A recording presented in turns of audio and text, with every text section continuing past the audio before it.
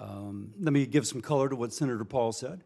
You may or may not know I'm a physician, and I've seen people who have not been vaccinated, who have required liver transplantation because they were not, and who ended up with terrible diseases because of no other reason than they just, for whatever reason, didn't understand vaccination was important. I think it's important to point out that even if flu shots are not completely effective, they do mitigate. And so there is a cross benefit that will decrease the severity, number one. Number two, hospitals commonly require their employees to be immunized because they understand that herd immunity is important. And if the nurse's aide is not immunized, she can be a typhoid Mary, if you will, bringing disease to many who are immunocompromised, as Mr. Boyle points out. And as regards the federal government requiring, there is a federal statute requiring that vaccine information statements should be given. That is a federal requirement. And in the name of liberty, we should rely, therefore, upon states and localities to make a further requirement, but they typically do require an informed consent.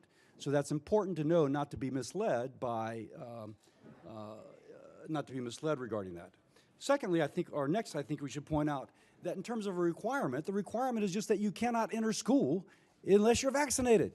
Now, if you're such a believer in liberty that you do not wish to be vaccinated, then there should be a consequence, and that is that you cannot infect other people.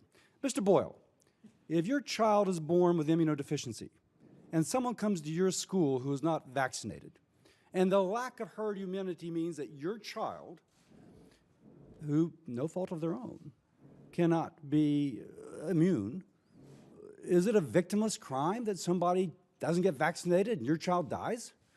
I mean, my gosh, you're the guy who's representing those people who, whatever reason the vaccine doesn't work or they're particularly susceptible. Now, Dr. Weissman, I seem to remember a particularly tragic case in Washington State from about 6 years ago of a child who was immunocompromised on steroids, chemotherapy for cancer, and someone brought measles to the school, and I think I remember that child died. Do I remember that correctly? If we're talking the same child, yes, died a number of years later from a follow-up reaction. Now, so the parent has had the child vaccinated, but now she's on cancer chemotherapy and she's immunocompromised and she is in school thinking that she can be a normal child even though she's on cancer chemotherapy, but because someone else has made a decision not to vaccinate their child, her child dies. Now, if you believe in liberty, that's fine, don't get immunized, but I don't think you need to necessarily expose others to disease.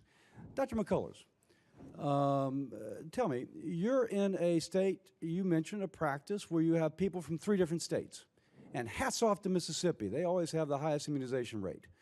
You didn't elaborate. What are the differences between the patients from these 3 different states in terms of, okay, Mississippi is always immunized, you imply that maybe Tennessee and Arkansas is not? Right, so Mississippi does not allow any non-medical exemptions, and they have nearly a 100% rate of immunization at school entry. They pay a lot of attention to it. Tennessee's in the middle. They allow religious exemptions, but not philosophical exemptions. In Tennessee, we have about a 97% vaccination rate at kindergarten entry, but we've seen the rate of non-medical exemptions under the religious exemption triple in the last 10 years, so you can predict where that's going. Arkansas, on the other hand, allows both religious and philosophical exemptions and has a rate that's around 93 to 94% below the level for community immunity. And what state do you see the most vaccine-preventable diseases nonetheless presenting themselves? Well, all of these are rare, and we see them from all the, we see things from all the states. Tennessee, we get about 1 a year measles case, always imported from outside the United States. So we have an adequate herd immunity that would still protect even if people are coming in and bringing another disease. To this point, the problem is, as you've seen in California and Oregon and Washington, is that there are pockets where it's low, and it could happen easily in Tennessee next week. Even though we're 97%, there's plenty of communities that are below that level, and we might see the outbreak in that community. Now, Mr. Lindenberger, so obviously we have a bunch of docs or people who are, I can't help but notice that your beard is not as heavy as the other people's. So this is not total, you don't have to be an MD or a PhD or a Master's of Public Health to understand these issues, correct? Correct. So you just need to bring a critical faculty to it and look at it and understand it's not just the individual who's affected, but it is the individual whom the person goes to school with, correct? And as I've stated before, my decision to get vaccinated was based on the health and safety of myself and other people. And I approached my family physician, spoke to her. She encouraged me to get vaccinated. And even at school, I was told I wouldn't be able to attend if I did not get my vaccines, but was opted out. And so my school viewed me as a health threat. And so that, for me, also pushed me to look further into getting my vaccines despite my mother's beliefs, because I saw the threat that was being imposed. I'm out of time. Although I'm the chair, I will nonetheless defer to myself. But I thank you very much. And Mr. Lindenberger, thank you for caring for the people you went to school with as much as you cared for yourself. Thank you. I yield my time.